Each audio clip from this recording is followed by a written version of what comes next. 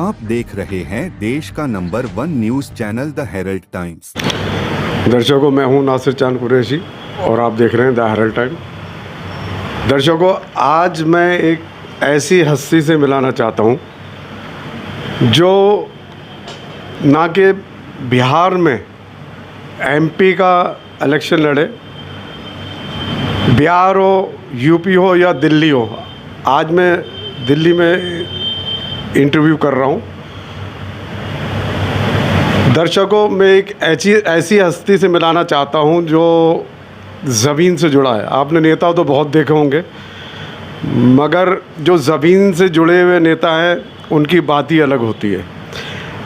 ऐसे में जब किसी मज़दूर को कोई काम पड़ता है तो ये शख्स आधी रात को भी खड़े होते हैं। जब दिल्ली में किसी रेहड़ी पटरी वाले को हटाया जाता है या किसी कहे हॉस्पिटल का मसला हो या एवरीथिंग एनी, तो मैं ऐसी शख्सियत से मिलाना चाहता हूँ आज, जिनका नाम कलीम भाई है और जो लाखों वोट ला चुके हैं निर्दलीय। बिहार से अभी हाल ही में एमपी का इलेक्शन लड़े हैं। मैं आपको रूबरू कराता हूँ। बहुत स्वागत है कलीम भाई आपका हेरल्ड टाइम पर। अस्सलाम वालेकुम। हम सभी दर्शकों को आपके चैनल के माध्यम से मैं सबको सलाम प्रणाम निवेदन करता हूँ। हमारा नाम मोहम्मद कलीम खां है। हम बिहार से आते हैं, बिहार में सुपौल ज़िला से, और दिल्ली में भी रहते हैं। इस वक्त दिल्ली में जी। और जो दिल्ली का, बिहार से लेके दिल्ली का जो पोजीशन है उसको हमने सर्वे करके देखा, बहुत बुरी हालत है जी। बिहार में जो चुनाव होते हैं तो चुनाव के वक्त में वोट बिहार सरकार लेते हैं अपना कह के, लेकिन जब वोट डलवा लेते हैं तब उसको बिहार से बाहर भेज देते हैं। कोई उसका सुनवाई, कोई इसका देख रेख करने वाले नहीं। अभी हाल ही में एक बेरोज़गार के चलते बिहारों से लाखों आदमी दिल्ली में रहते हैं और आए दिन किसी का तबीयत ख़राब होना, किसी को ठेकेदार मज़दूरों को मार के हटा देना, भगा देना।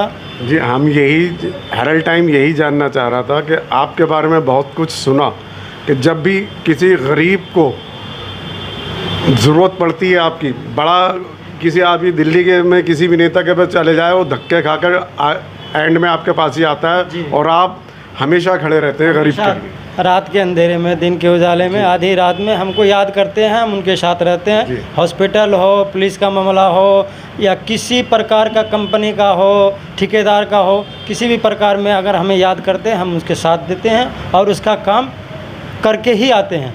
जी जी, ये खासियत सुनी है मैंने आपके बारे में। जी, और कोई गलत नहीं सुने हैं आप, जो भी सही सुने हैं वो सही सुने हैं जी। और दिल्ली में देखिए जी, रेहड़ी है, पटरी है, लग रहे थे। दिल्ली सरकार 2017 से उसको बंद कर रखे हैं। सुप्रीम कोर्ट से ऑर्डर भी आए हुए हैं। जी, जी। उसको भी दिल्ली सरकार या कोई भी नेता एक्शन आज तक नहीं लिया, जिसके कारण कि दर दर के ठोकर खाते हैं।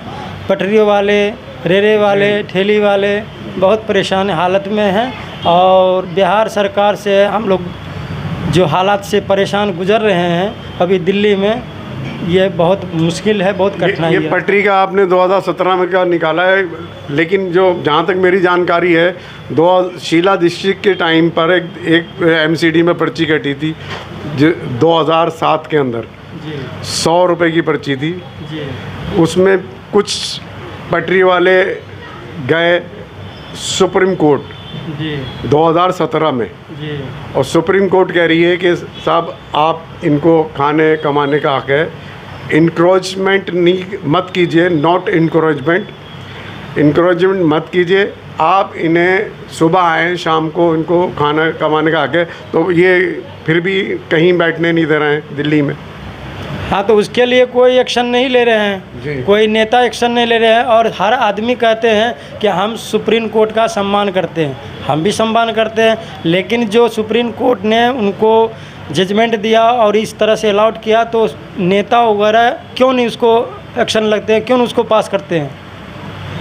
ये तो केजरीवाल जी ने घुमा दिया कि आप सर्वे करा रहे हैं, सर्वे करा दिया तो वो फिर अभी तक उनको कुछ मिला ही नहीं है। ये तो नेता की होता है जी। चालबाजी, अपना वोट लेने के टाइम में, वोट समेटने के टाइम में बटोर लेते हैं कुछ कह के, और कहते हैं कुछ, करते हैं कुछ। जी जी जी। और रेहड़ी पटनी वाले को जो हालात से गुजर रहे हैं वो देख ही रहे हैं, अपने आप को महसूस कर रहे हैं। अच्छा, तो आप रेहड़ी पटरी वाले के लिए बहुत कुछ किया है, अब और आगे क्या करना चाहते हैं? उसके लिए हम लड़ेंगे, जी।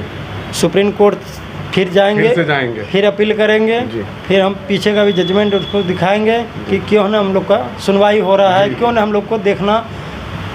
नेताजी के जो इस एरिया के हैं, केजरीवाल जी हैं, गठबंधन में है ना, इंडिया गठबंधन में है वो लोग। जी जी। लेकिन क्यों नहीं ले रहा है उसका एक्शन? राहुल गांधी कहते हैं हम बहुत अच्छे नेते हैं, है भी अच्छे नेते, जी, जी। लेकिन वो तो देखने में अच्छे नेते हैं, काम तो उनका अच्छे नहीं है।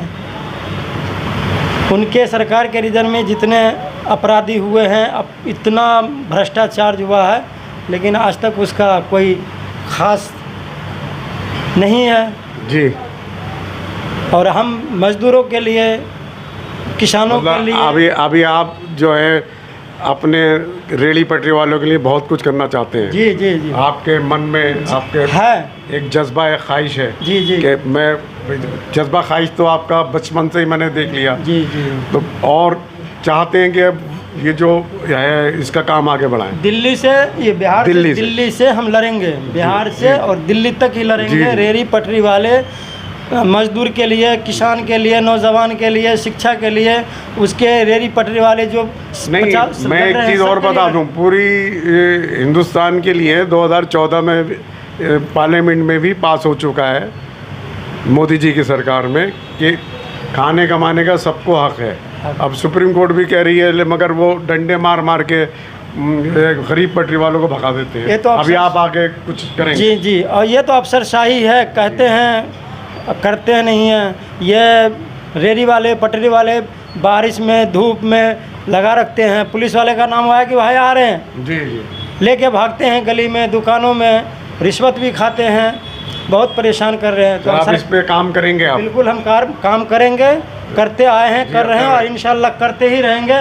और दिल्ली सरकार से भी हमारी गुजारिश है कि रेहड़ी पटरी वालों को कमाने खाने का जो सर्वे आप किया है, वो सर्वे जो के अनुसार आप मौका दीजिए उसको कमाने खाने का, उसको किसी तरह का परेशानी न करे।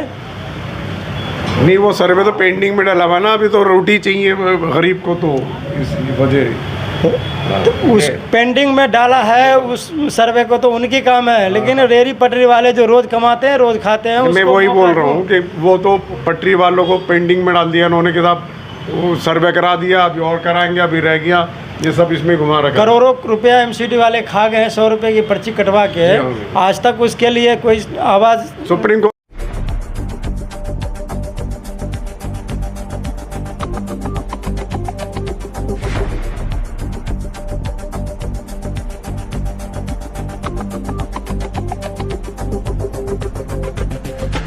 आप देख रहे हैं